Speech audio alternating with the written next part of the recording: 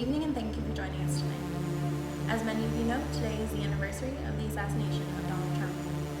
It has been 50 years since he has died, and we are still trying to rebuild society. When they finally harnessed the science of preserving heads, Donald was the first to jump on this. He wanted to stay in power forever. After 2 weeks of presidency, Donald had closed all borders. 2 months later, the United States was encased in a cement and barbed wire barrier. To this day, there are still remnants of this infamous wall. The footage I am about to show you was found in the remains of an abandoned building in what used to be Pittsburgh. Parents, please be wary of children in the room. Viewer discretion is advised. Remember, we are united. Do not let this happen again. After this clip, we're going to show some images of the family we found on ancient sites called Facebook and Instagram. Please stay tuned. Hello, we are broadcasting from Pittsburgh, Pennsylvania, interviewing a family who has been involved in quite an unfortunate situation. We will hear from two parents who are having both their daughters fight on opposing sides for the Civil War outbreak after Donald Trump's election. We will also hear from the two women themselves and what they think about this circumstance and how they will prepare for battle. Let's first listen to what the husband and father, Josh, has to say about this recent news. My name is Joshua Higbee, husband of Melanie Buchanan. My two daughters, Kinsey and Sarah, are preparing to go to fight in a civil war that is arising. Unfortunately, they are preparing to fight on opposing sides due to their beliefs. Ever since my two daughters, Kinsey and Sarah, were born, they have been the center of my universe. Now, with this brutal civil war boiling up, I risk having my universe shattered. Losing my two daughters would tear Melanie and I's world apart. Knowing that there is a chance of Kinsey and Sarah finding each other in the battlefield fills my dreams with nightmares. I worry every day about what might happen to them, and pray that Sarah and Kinsey can find a way to stay safe and avoid battle. I'm worried about the things that Kinsey and Sarah will see and more. If they have to witness the evils and brutality of war, I'm afraid it will change them. I don't want them to be different people when they come back, but I know what war can do. I hope they can find a way to avoid all this, but if they must, I pray that they find a way to stay strong and come back to me. I don't support either side of this war, but I do support my daughters. Standing up for what you believe in is important, and without people who are willing to go fight for their beliefs, America wouldn't be the land of the free. As much as I hate the idea of both my daughters fighting on opposing sides of the Civil War, I must respect their decision to go, and in a way, I'm proud of them. I taught them at a young age to stand up for themselves, and to never be afraid to speak what's on their mind. As Alexander Hamilton once said, "Those who stand for nothing fall for anything." I kind of wish I could take that back now. Now I wish both Sarah and Kinsey would forget their differences and beliefs and stay home. War comes with great cost, and Sarah and Kinsey believe that they are ready to pay that price if necessary. I fear that war might actually cash in. My name is Melanie, and I am the wife to Josh. Our two daughters are named Kinsey and Sarah. They have, unfortunately, both been chosen to fight in the Civil War outbreak that arose after Donald Trump's election. The thing is, however, they are on opposing sides.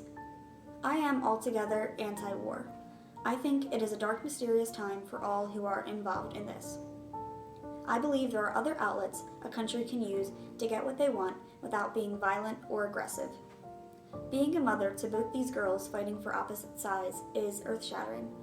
Our home will be quieter, the days will be longer, and my spirits will be lower. That to me, though, is not being negative, that is just being realistic. I'm expecting to feel this way to understand that these are most likely the feelings that are bound to happen. Not knowing what will happen to either or both of my children is a thought that no mother should have to endure. Wanting to support both of my kids is impossible because supporting the one will be refuting the other. So ultimately, that results in me being against this whole ordeal. My only option is to lift up my prayers to God, to believe that the miraculous can happen, that my daughters will be kept in safety and come home, even if that means months or even years. But even if the worst case scenario does come to be, that is still my only resort. Faith is what I was raised in, so that is what I choose to live by.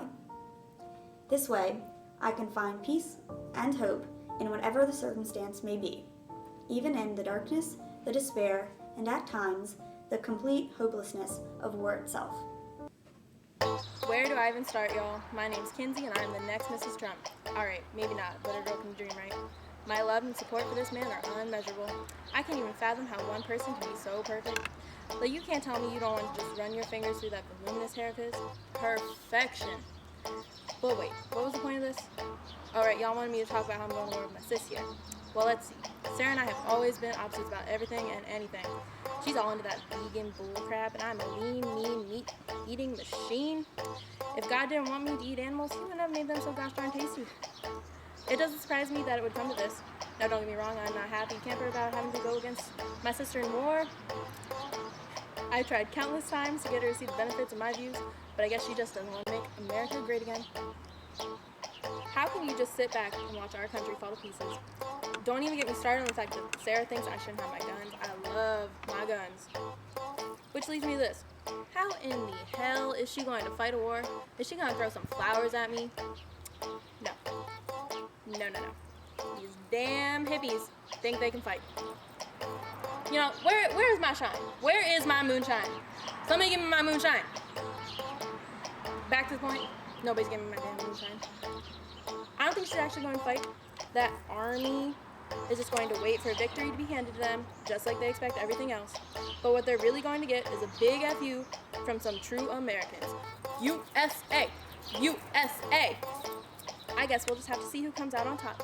Either way, nothing will be the same. Hey dudes and dudettes, my name is Sarah.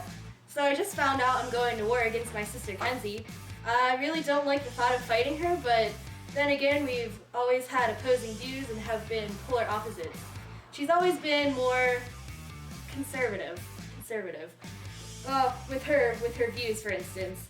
That girl has loved guns since the day she could walk. Like, I swear she was walking around holding a pistol before she could even ride a bike. And my dad occasionally slipped her a little bit of shine, but that's not important. I mean, come on, man. We wouldn't be in this war if we didn't have guns in the first place. Like, maybe if she smoked a little bit of grass, Kenzie would chill out. I mean, I tried to share with her, but she was always going on about how the devil's lettuce was evil and all that crap. I mean, her obsession with that Trump dude is out of this world, too. Like, he wants to build a wall, man. When really, we should be tearing down the walls between us. Whoa, that's freaking profound, man. Yeah. Now Bernie Sanders, he's a true leader right there. We just need to put him in charge, and then there to be peace and love all around. That's how you fix a country right there. But all in all, I really don't want to go to war if it means my sister's on the opposite side. I just hope this doesn't tear my family apart. Peace out, man.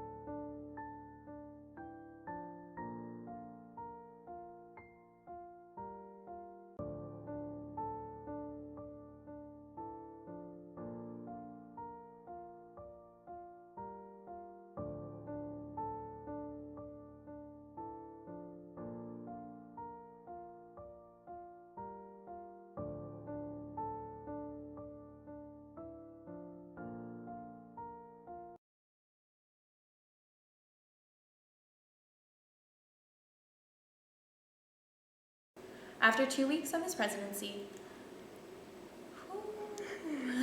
when they finally... Parents, please be wary of children in the room. Viewer discretion is advised. We wish that this never happened again.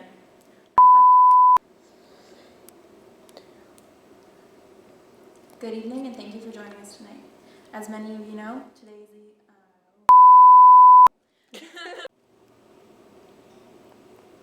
Good evening and thank you for joining us. As many of you know, today is the anniversary of the assassination of the evil tyrant Donald Trump. I don't want to do this anymore.